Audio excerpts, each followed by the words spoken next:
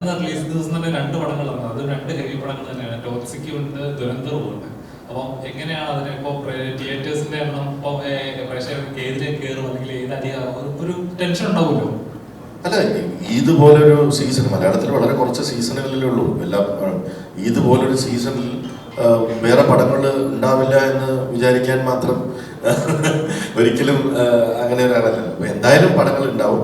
2 അന്യഭാഷാ ചിത്രങ്ങൾ വരുന്നു. അതിലൊരെണ്ണം first part ഹിറ്റായ cinema തന്നെയാണ്. വേറൊരെണ്ണം അതേപോലെ ഓൾ ഇന്ത്യ ലെവലിൽ ഇറങ്ങുന്ന ഒരു മാസ് സിനിമയാണ്. പക്ഷേ ആട് എന്ന് പറയുന്നത് മലയാളികളുടെ സ്വന്തം ഫ്രാഞ്ചൈസിയാണ്. മലയാളികൾ കഴിഞ്ഞ 8 വർഷത്തിൽ ഞാൻ ഏറ്റവും കൂടുതൽ കേട്ടിട്ടുള്ള ചോദ്യം ആട് 3 എന്ന് വരും എന്നുള്ളതാണ്. അതിനുള്ള ഉത്തരവുമായി ഞങ്ങൾ വരികയാണ്. നിങ്ങൾ ചോദിച്ച ചോദ്യത്തിനുള്ള ഉത്തരമാണ്. അപ്പോൾ അത് നിങ്ങളുടെ ഉത്തരവാദിത്തമാണ്.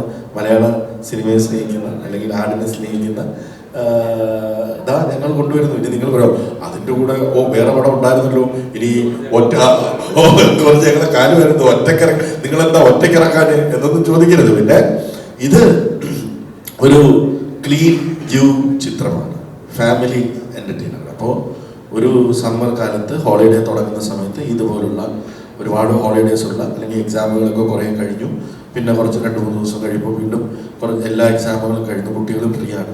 അപ്പോൾ ഫാമിലിയോടൊപ്പം ഒരുമിച്ച് വന്നിരിക്കാവുന്ന, അതായത് 18+ അല്ല, 10 വയസ്സോ 5 വയസ്സോ 2 വയസ്സോ ഉള്ള കുട്ടികൾക്ക് പോലും അമ്മയ്ക്കും അച്ഛനോടൊപ്പം വന്നിരുന്ന് എൻജോയ് ചെയ്യാവുന്ന ഒരു കംപ്ലീറ്റ് ഫാമിലി എൻ്റർടൈനറാണ്. അതാണ് നമ്മുടെ ഓഡിയൻസ്. ഇതൊരു ക്ലീൻ യു ചിത്രമായിരിക്കും എന്നുള്ളത് 24 പടത്തിൻ്റെ സെൻസറിങ്ങിന് പോയാൽ എനിക്ക് ഓൾറെഡി അറിയാം. അതുകൊണ്ട് ഇനി എന്തെങ്കിലും അങ്ങനെ ഒരു കട്ട് സെൻസർ പറഞ്ഞാൽ തന്നെ ഞങ്ങളത് കട്ട് ചെയ്യാൻ തയ്യാറാണ്. കാരണം ഇത് കുടുംബത്തോട് ഒരുമിച്ചിരുന്ന് വന്ന് കാണേണ്ട സിനിമയായതുകൊണ്ട് ആ ഓഡിയൻസ് ആടിലേക്ക് വരും എന്ന്, തുടക്കത്തിൽ തന്നെ ആടിലേക്ക് വരും എന്ന് ഞങ്ങൾ പ്രതീക്ഷിക്കുന്നു.